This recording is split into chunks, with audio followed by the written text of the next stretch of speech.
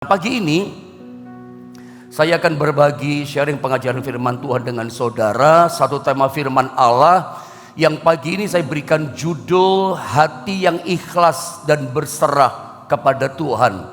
Hati yang surrender, berserah, gak ada pemberontakan.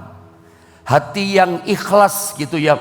Meskipun kita mengalami sebuah kejadian peristiwa yang tidak menyenangkan, secara daging berontak, kita gak ngerti kenapa kita ngalami masalah ini. Rasanya gak terima, rasanya saya udah setia, udah taat kok ngadapi masalah begini.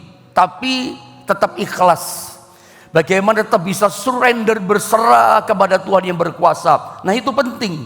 Saya ajak pagi ini kita belajar dari kisah kehidupan Yusuf yang ngalami macam-macam banyak kesulitan, macam-macam kesukaran, tapi tetap ikhlas, tapi tetap hatinya surrender, berserah kepada Tuhan. Dan kita lihat ujungnya, kehidupan Yusuf dimuliakan Tuhan luar biasa, menjadi seorang perdana menteri, orang kedua di kerajaan Mesir setelah Fir'aun.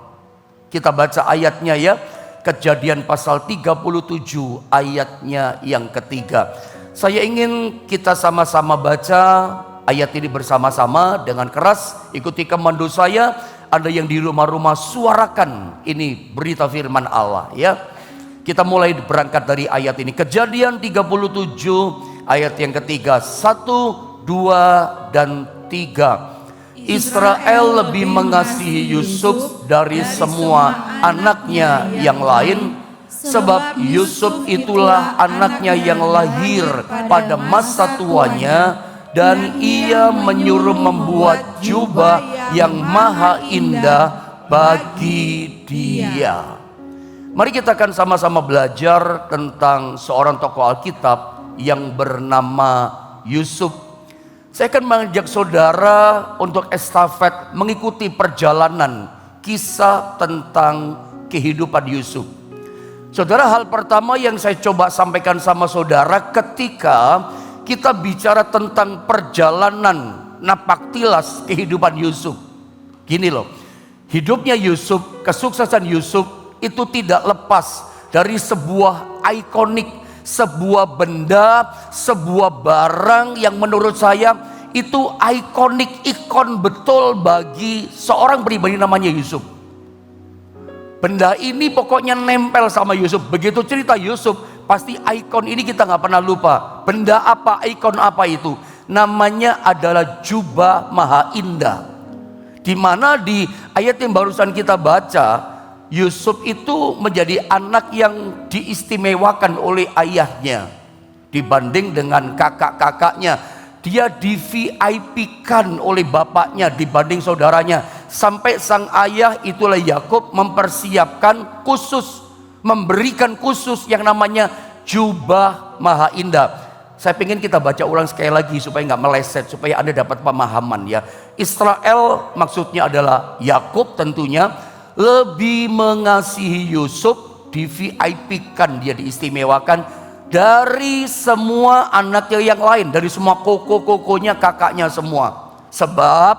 Sebabnya ini, Yusuf itulah anaknya yang lahir pada masa tuanya. Saya mungkin gak perlu terangkan ini. Dan perhatikan, ini yang terjadi, di VIP-kan betul dia.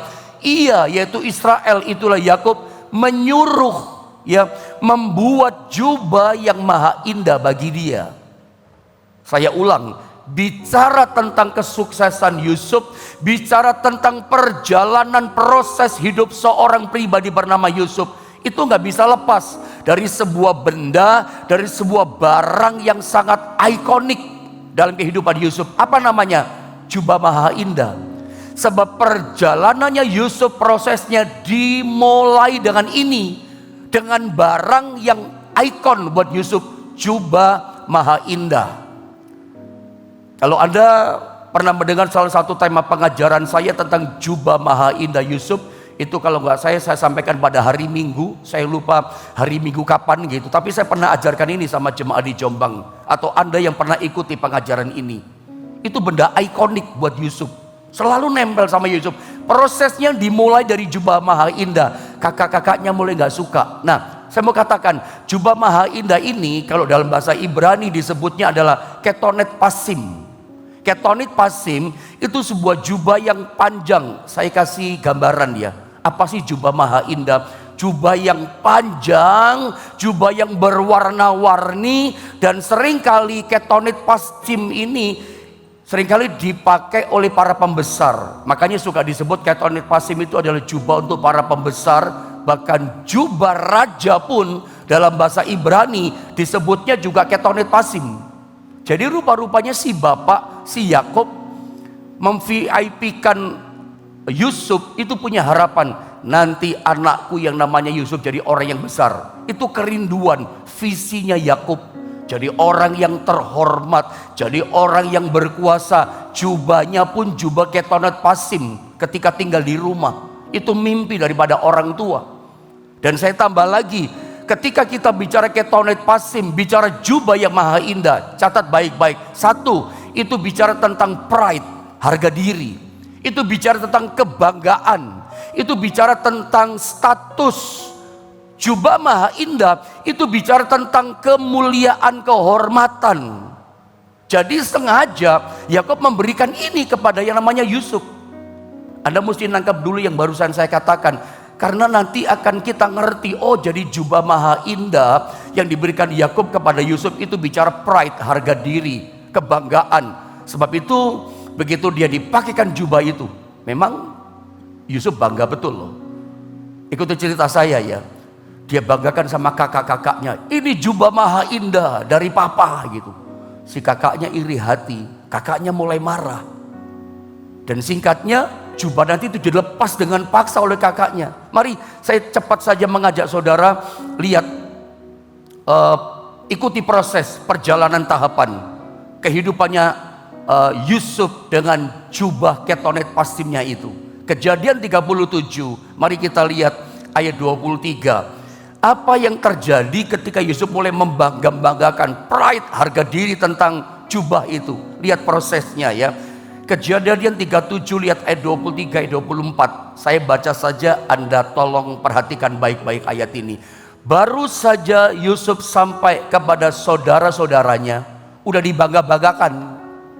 Nyampe di sana apa yang terjadi? Mereka pun, ini kokonya semua, kakaknya semua, mereka pun dikatakan menanggalkan atau melepaskan secara paksa, ditarik berat secara paksa jubah Yusuf, jubah yang maha indah ketonit pasim yang dipakainya itu, yang dibanggakannya itu. Apa yang dikatakan 24? Dan mereka dikatakan apa? Membawa dia dan melemparkan dia ke dalam sumur. Sumur itu kosong, tidak berair. Ikuti dulu, ini proses yang pertama yang terjadi dalam kehidupan seorang pribadi yang bernama Yusuf setelah dia menerima ketonit pasim, setelah dia menerima jubah yang maha indah yang dia banggakan. Jubah maha indah ini menarik loh saudara ya, itu dicopot secara paksa. Coba Anda lihat PowerPoint ini, apa yang terjadi dengan jubah yang maha indah yang barusan kita baca, yang dipakaikan ayahnya kepada Yusuf. Yang terjadi, Kejadian 37:23 dikatakan kakak-kakaknya semua menanggalkannya, melepaskannya, dan merampas jubah Yusuf secara paksa. Itu yang pertama.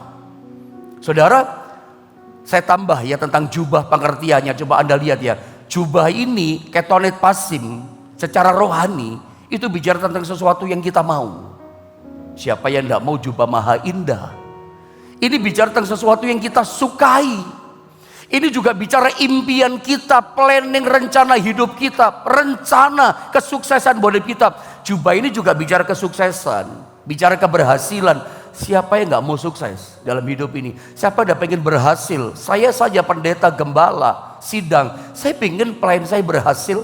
Tentu Anda pun dengan bidang saudara dalam bisnis usaha pengen berhasil kan? Ini saya gambarkan, itu bagaikan jubah maha indah, ketonit pasim yang Tuhan beri kepada kita.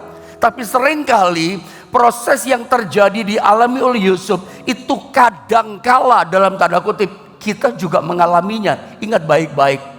Yang saya mau coba sodorkan, ingatkan kepada Anda bahwa apa yang dialami oleh Yusuf, catat, itu bisa juga kita alami. Nah, ketika kita mengalami, bagaimana respon kita? Apakah kita berontak sama Tuhan? Kita nggak terima, kok saya ngalami ini sih? Kan saya udah setia ibadah. Bagaimana sikap attitude hati kita?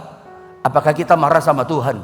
Saya mau ngajak pada pagi ini kita belajar di tahun 2023 ini punya hati yang ikhlas, punya hati yang berserah. Ketika apa? Ketika kerinduan kita, ketika mimpi-mimpi kita, ketika rencana planning hidup kita, planning bisnis kita, planning masa depan kita, planning proyek kita yang kita sudah rencanakan, tiba-tiba kita berhadapan dengan kakak-kakaknya Yusuf di sekitar kita. Selalu begitu, ketika Tuhan dengan visinya memberikan jubah maha indah, sesuatu yang kita mau. Siapa sih nggak mau jubah maha indah? Siapa sih nggak mau kesuksesan? Siapa sih nggak mau job proyek yang besar? Siapa sih nggak mau pemulihan? Siapa sih nggak mau sebuah kesembuhan terjadi? Apa yang Anda mau hari ini? Apa yang Anda rindukan? Mimpi kita, kerinduan kita, itu dalam tanda kutip ketonit pasim itu buat kita. Tapi seringkali ketika itu mulai datang dalam kehidupan kita, ada yang namanya kakak-kakak Yusuf itu di sekitar kita. Tarik paksa, lepas paksa, tanggalkan paksa. Yusuf mengalami itu loh saudara. Bagaimana dengan kita? Saudara, ini menarik. Sebab ketika yang namanya Yusuf menerima jubah maha indah dari papanya, itulah Yakub. Kalau Anda baca dalam Kejadian 37 mulai turun, tadi kan kita baca ayat yang ketiga ya. Ikuti ayat yang keempat, ayat kelima dia mimpi. Ayat 9 mimpi lagi dia. Nanti tolong baca di rumah. Kita habis waktu kalau baca itu terus. Mimpi yang pertama, dia melihat dia cerita sama kakaknya. Dia lihat berkasnya, dia berdiri tegak. Lalu berkas kakaknya itu mengelilingi dan menyembah kepada dia. Mimpi kedua di ayat 9, dia lihat langit ada matahari, bulan, 11 bintang. Itu nyembah kepada dia. Kakaknya marah. Kamu mimpi apa itu? Kamu ingin berkuasa atas kami? Kamu ingin kami semuanya nyembah sujud kepada kamu? Mereka malah, makanya jubah itu dicopot, ditanggalkan secara paksa. Kakaknya nggak suka dengan mimpinya Yakub. Anda mesti ngerti. Ada banyak ternyata orang kelihatannya manis di depan kita, kelihatannya baik di depan kita, tapi hatinya, hati kakak-kakaknya Yusuf itu ada di hati mereka. Pengennya tanggalkan, pengennya tarik paksa, pengennya mencopot itu. Dan proses ini bisa saja, maaf saya katakan, terjadi dalam hidup kita. Kesuksesan sudah di tangan, keberhasilan sudah ada, tanda-tanda kebaikan sudah ada, tiba-tiba lepas. Dilepaskan secara paksa. Saya mau kasih pesan firman sama saudara di tahun ini. Dengar baik. Kita masih, hari ini kita tanggal 1 ya. Tanggal 1 Februari, udah masuk di bulan kedua, gak terasa. Ini masih pesan awal tahun. Karena kejadian yang tak terduga seperti ini bisa saja terjadi. Kalau Yusuf saja seorang yang dicinta Tuhan bisa ngalami itu, artinya gini, siapa kita di dunia ini? Kita pun bisa saja ngalami itu. Mimpi kita, rencana kita, planning kita ditarik paksa oleh sekitar kita, oleh kondisi, oleh dunia, oleh orang-orang di sekitar kita. Ada yang gak suka. Tuhan izinkan kadang-kadang itu terjadi, seperti dilepaskan dari kehidupan kita. Ingat pesan saya, tetap bersyukur sama Tuhan. Punya hati yang surrender. Gak ada kata pemberontakan melawan Tuhan. Yusuf gak ada perlawanan. Tetap berserah kepada rencana prosesnya Tuhan. Kalau Anda hadapi masalah hari ini, dengarkan saya, proses Tuhan belum selesai. Kalau engkau sedang sakit, engkau sedang terpuruk, engkau menghadapi jalan buntu, bukan berarti akhir segalanya. Ingat, segala kesukaran itu proses yang belum selesai. Belum selesai kok. Tuhan masih berproses dengan kehidupan Yusuf. Nah, perhatikan gambar berikutnya. Jubah maha indah Yusuf itu dirampas, kemudian Yusuf dibuang ke dalam sumur, jubahnya hilang. Bahkan menurut saya jubah itu mungkin mulai dicabik-cabik sama kakaknya, dikasih darah binatang, mungkin darah domba, ditunjukkan sama ayahnya. Mati Yusuf, dimakan sama binatang buas, ada kayak cakaran-cakaran jubahnya. Jubah yang indah ditanggalkan. Jubah maha indah itu sebuah mimpi, tapi ternyata keadaannya total berubah 180 derajat. Mimpinya indah, saudara ya. Semuanya menyembah, menjadi orang terhormat, menjadi orang berkuasa. Tapi kenyataannya yang terjadi adalah pahit. Masuk dalam sumur, teriak-teriak, gak ada yang tolong. Kadang kita ngalami kayak Yusuf ya, Tuhan tolong. Kita minta tolong kepada sekitar pun gak ada yang peduli.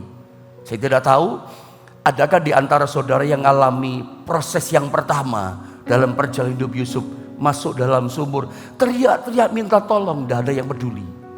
Kalau itu Anda adalah orangnya. Saya mau katakan, firman Tuhan ini yang sedang dilepaskan bukan kebetulan. Tuhan sedang berbicara kepada pribadimu. Hari ini mungkin prosesnya belum selesai. Saya mau katakan, seketika prosesnya sedang berjalan, jangan berontak, tetap surrender. Punyalah hati yang ikhlas. Punyalah hati yang berserah kepada Tuhan. Tuhan, apa yang aku hadapi ini aku berserah kepadamu. Tiru Yusuf, tetap manis kata-katanya. Anda baca di Alkitab, tidak ada satu kata pun pemberontakan sama Yusuf. Dia berserah sampai dia dijual jadi budak di Mesir, kan ceritanya. Ada tahu cerita itu? Lalu Potifar beli dia. Ini proses yang kedua. Proses kedua ini pun setiap kita dalam perjalanan hidup kita bisa ngalami. Yang pertama, kalau ada di antara sedang ngalami ini, rasanya tidak ada yang tolong, rasanya sendirian, teriak-teriak. Dan sampai hari ini mungkin belum dipulihkan. Tetap berserah. Nanti tepat pada waktunya Tuhan pasti tolong saudara, percayalah. Proses yang kedua, dia dijual jadi budak di Mesir. Singkat kata, dibeli sama Potifar, ditaruh di rumah Potifar. Ternyata Potifar, saya pernah katakan, bukan sekedar kepala pengawal Raja Fir'aun, bukan sekedar hanya panglimanya raja. Dia seorang taipan. Dia seorang konglomerat yang ternyata kalau kita baca ayat-ayat Alkitab dalam Kejadian 39, dia memiliki banyak lahan bisnis dan usaha. Dan semua bisnisnya, semua usahanya Potifar, semuanya dipercayakan, dikelola, dipegang oleh namanya Yusuf. Jadi artinya Yusuf hari itu derajatnya diangkat. Kalau dalam struktur jabatan sekarang, itu kira-kira dia menjadi direktur utama. Pemiliknya Potifar, tapi direktur utamanya yang pegang adalah Yusuf. Perhatikan, saya katakan, dari budak telanjang dada, gak punya baju jubah apa-apa, kasut pun tidak. Saya yakin dengan dia diangkat menjadi direktur utama, menguasai semua jabatan, semuanya berubah. Uangnya berubah, ekonomi berubah, penampilan pun berubah. Dia bukan lagi nggak pakai baju, dikasih baju yang terhormat, baju direktur utama. Kalau Anda lihat di gambar, mungkin saya singkatkan saja ya, supaya waktunya bisa selesai. Langsung saja kita baca deh.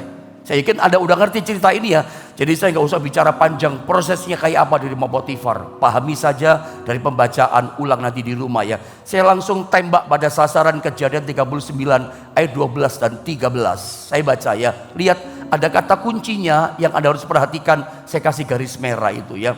Ayat 12 saya baca begini, kata firman Tuhan. Lalu perempuan itu memegang baju Yusuf, jubah berarti ya. Karena orang zaman dulu baju itu jubah gitu ya. Sambil berkata, marilah tidur dengan aku, kata istri Potifar, nyonya Potifar. Tetapi Yusuf meninggalkan atau melepaskan, menanggalkan bajunya, jubahnya di tangan perempuan itu dengan rela, dengan ikhlas, dan lari keluar. Baju direktur loh, baju kesuksesan, baju keberhasilan. Sekarang dia yang melepaskan. Yang pertama itu kakak-kakaknya, yang pertama itu kondisi situasi di sekitar yang paksa ditanggalkan. Dilepaskan kehormatannya, dilepaskan kebanggaannya, kenyamanan, kesukaannya dilepas secara paksa. Itu tidak enak loh, dipaksa loh. Oh, itu menyakitkan hati. Tapi itu pun Yusuf ikhlas.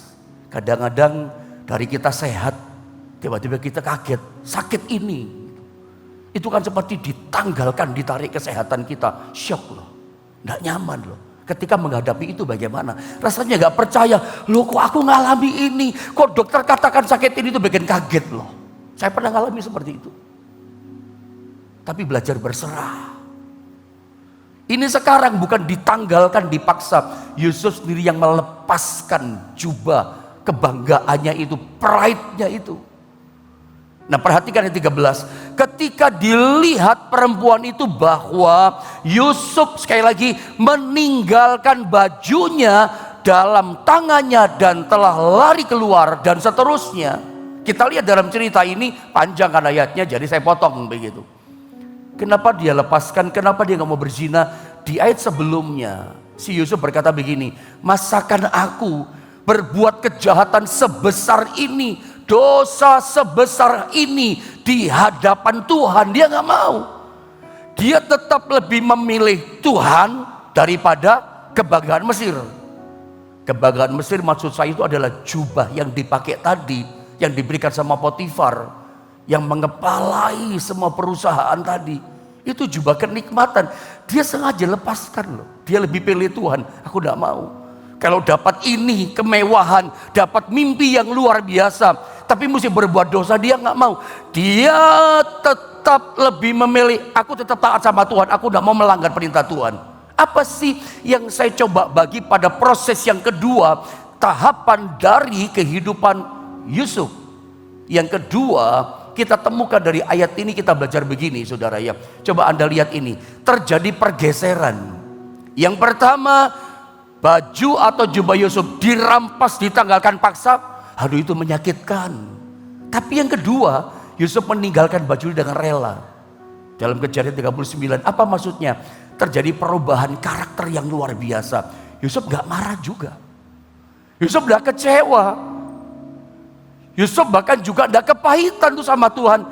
Yusuf ini orang yang memang ikhlas ya hatinya. Dan jujur saja, kita mesti belajar dari orang ini yang namanya Yusuf. Keikhlasan itu susah. Kalau kita yang ngalami, kalau saya yang ngalami, ada yang ngalami, belum tentu loh. Kita ini kadang-kadang kehilangan job saja, kehilangan proyek, gak terima kita. Ada banyak di antara kita nyalain Tuhan. Pokoknya ada sesuatu yang hilang, yang kita mau, yang kita suka, gak terima kok kita. Kalau perlu kita cari perkara gitu. Yusuf tidak. Kadang kita kehilangan pegawai saja, gak bisa tidur loh saudara. Seperti itu. Kalau gembala kehilangan jemaat, aduh pergi ke sana, aduh itu bisa kepikiran, dia gak bisa tidur, gak gampang. Yusuf ketika mengalami yang tidak nyaman, karakternya makin matang. Dia tidak ada pemberontakan, tidak ada yang namanya persungutan. Sehingga lihat ya, Yusuf ikhlas meninggalkan bajunya atau melepaskan bajunya sampai ditangkap, dimasuki dalam penjara. Dengan cepat saya baca ayat ini ya, ayat 20. Perhatikan ini, perhatikan. Gara-gara dia tidak mau berzinah, tidak mau berbuat dosa, tetap taat sama Tuhan. Ayat 20. Saya ingin kita sama-sama baca ayat ini jemaat Tuhan. 2 dan 3. Lalu Yusuf ditangkap oleh tuannya dan dimasukkan ke dalam penjara, tempat tahanan-tahanan raja, dikurung. Demikianlah Yusuf dipenjarakan di sana.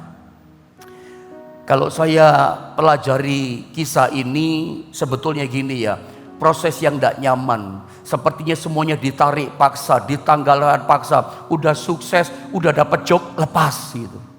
Tapi begini loh, percaya Roma 8:28, Allah itu turut bekerja dalam segala sesuatu.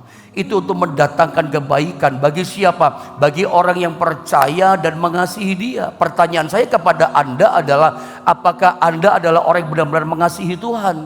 Apakah Anda dan saya adalah orang yang hanya percaya pada Yesus? Kalau iya, kita mengasihi Tuhan. Kalau amin, kita hanya percaya pada Tuhan. Percayalah begini, apa yang terjadi pada proses perjalanan kehidupan Yusuf, Anda akan mengalaminya. Ini ternyata penjara kesukaran di mana Yusuf dimasukkan belum ke dalamnya.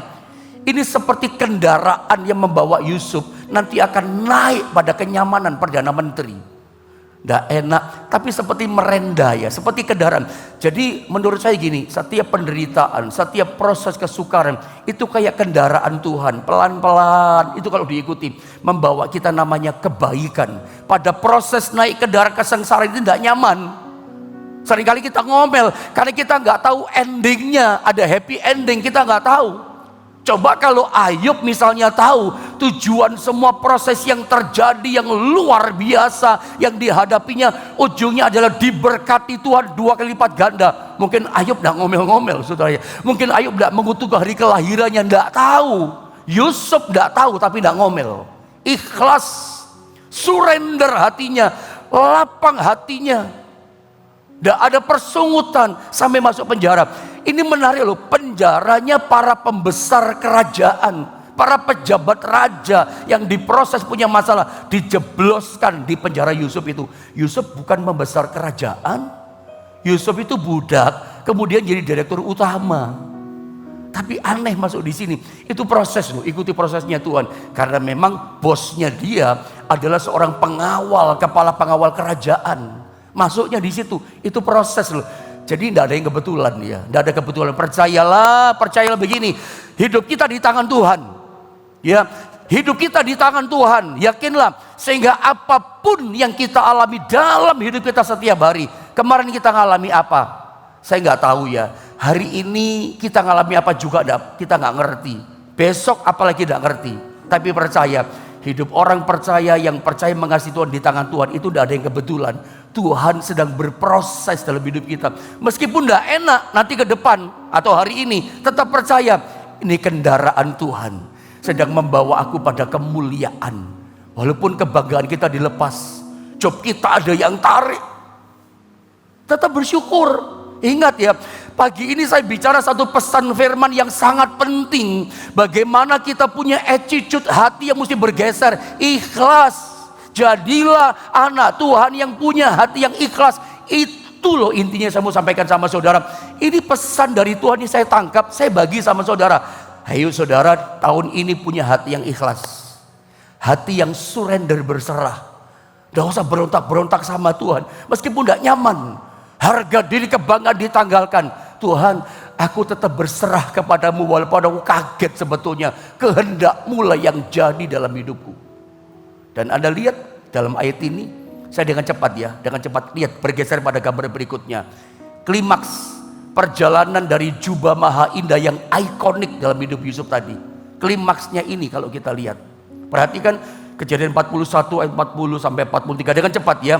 Saya baca ini bagian akhir-akhir yang saya mau baca. Engkaulah menjadi kuasa atas istanaku. Saya berharap Anda baca di rumah ayat lengkap karena saya potong-potong ini ayatnya. Kalau nggak saya potong nggak nyampe pengajaran ini karena waktu terbatas. Dan kepada perintahmu, seluruh rakyatku akan taat. Hanya takhta inilah kelebihan daripadamu, kata Fir'aun kepada Yusuf. Selanjutnya perhatikan, Fir'aun berkata kepada Yusuf, dengan ini aku melantik engkau menjadi kuasa atas seluruh tanah Mesir. Perhatikan yang 42, nanti saya ulang ya. Ayat 40 sedikit ke depan ini ya. Sesudah itu Fir'aun menanggalkan cincin materainya, lambang kekuasaan, dari jarinya dan mengenakan pada jari Yusuf. Luar biasa.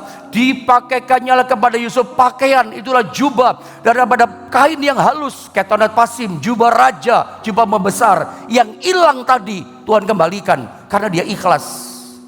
Ini loh intinya saya mau sampaikan. Dan digantungkannya kalung emas pada lehernya. Kalung emas itu bicara kesuksesan, keberhasilan. Kalung emas itu bicara materi, kekayaan, dan seterusnya, dan seterusnya. Nanti belajar lagi ya. Lalu Fir'aun menyuruh menaikkan Yusuf dalam keretanya yang kedua. Dikasih kereta raja loh, gak main-main. Dan berserulah orang di hadapan Yusuf, hormat, betul.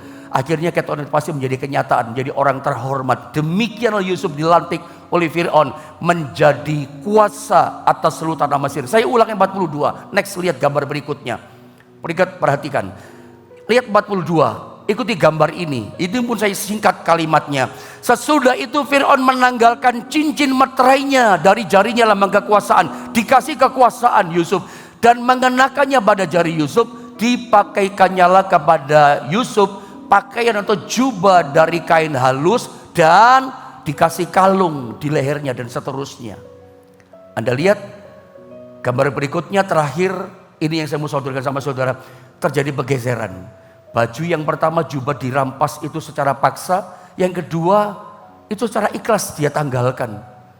Walaupun itu kehormatan, itu kesuksesan, itu job yang besar, itu omset yang luar biasa kalau diterima. Tapi karena itu melanggar, itu dosa, ada perzinahan di situ. Dia nggak mau, dia lepaskan, dia lebih pilih, aku lebih taat pada Tuhan, aku lebih pilih cinta pada Tuhan. Keikhlasan begini nggak gampang loh. Ketaatan begini, kalau kita taat di depan banyak orang mudah loh. Ketaatan itu justru pada waktu sendirian. Yusuf sendirian sama istri Potifar.